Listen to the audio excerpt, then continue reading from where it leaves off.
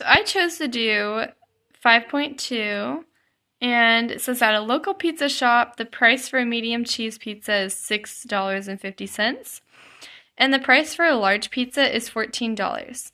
The diameters of a large and medium pizza are 18 inches and 12 inches, respectively. Both pizzas are about the same thickness. Use your knowledge of geometry and number sense to A. Calculate the cost of each pizza per square inch, and B. Determine which size is better to buy.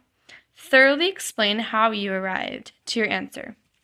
So, our first step in solving this is to visualize this by drawing what we know and including the info we're given. So we are given that a medium-sized pizza has a diameter of 12 inches, which means the line from one end to the other end of the circle going through the center point. And then this is a $6.50 pizza. And then we have our large pizza with its measurements included here.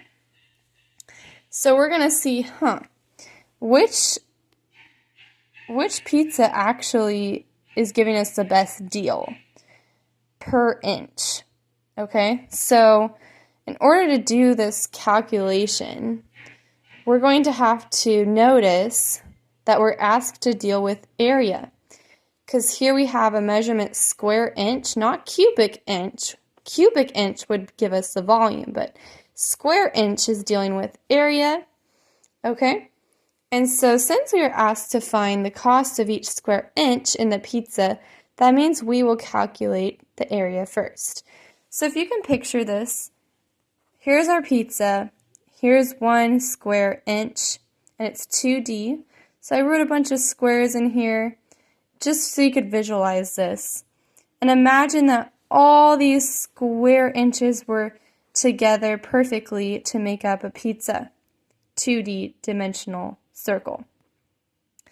How much money per square inch for both a medium and a large pizza would it cost? We have to know that how to find area of a circle, we have to do area equals pi r squared. And so, using this information, let's locate the radius first of what each pizza is. So medium pizza, we were given that it was 12 inches as a diameter. A diameter is twice as much of the radius. So we have to half the diameter to get our radius, which would be 6 inches. Our large pizza, we were given that it's 18 inches as the diameter, so 18 divided by 2 is going to give us our radius of 9 inches. Therefore, our area of a medium pizza, let's first do this, plugging in our values. Area equals pi, radius squared, inches squared. Recognize that we don't just have inches because we're dealing with area. And then to multiply this out, I am using more digits of pi so that we can get a more accurate comparison of our pizzas, since they're very closely related, and you'll see why in the end. So our pi values that I've included written out is 3.14159, and this could continue for a long time with its digits of pi. But this is what I'm going to include in our calculations. So area equals 36 pi, because 6 squared is 36. So calculating this out, we end up with 113 and 0.09724 inches squared. All right, now with our large pizza, we're going to do the same process. Area equals our radius squared times pi, inches squared, 81 pi inches squared, which then equals, when we're using our pi calculation that I went over, it's going to give you 81 times 3.14159, which is our pi calculation, giving us an answer of 254.46879 inches squared. So, recognizing our areas, we now can find the cost per square inch. How are we going to do this? Well, we're going to put the price of each pizza on the top divided by its individual area, which will give us a cost per square inch. Now, why not vice versa and flip this? Let's see a simpler example to understand why I am telling you to use the price over the area. If you were given a pizza that costs $8 and has a diameter of 2 inches, first we're finding our area like we did, and we would have 4 pi inches squared. Solve for the cost per inch squared, which is what we were asked to do in our problem.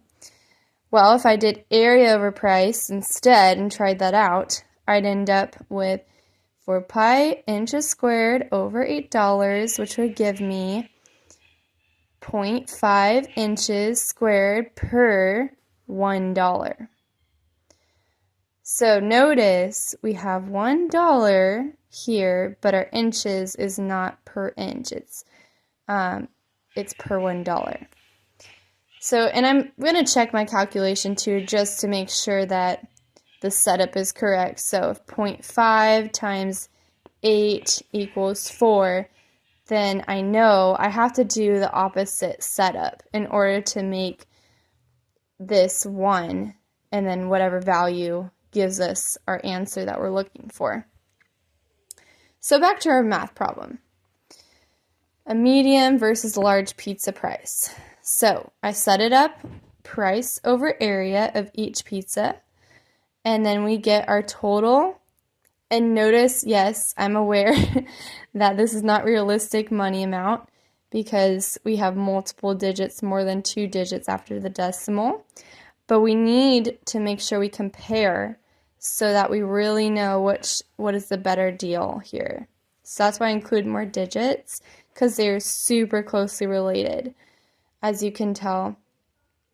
So the medium-sized pizza gives us $0 and then 0.05747 per inches squared, $0, 0.05501 per inches squared. Comparing these two values is our last step of the problem. And we have a medium pizza price versus a large pizza price, okay, per inch. We know that the medium-sized pizza is going to be greater amount than our large pizza price based on the per inch, okay? So therefore, the large pizza is actually a better deal because we were able to simplify the unit into per inch squared instead of just looking at our pizza prices and saying, this is cheaper. But let's say you had a bigger group of people show up, you would want to use this pizza because it would give you a better deal in the end.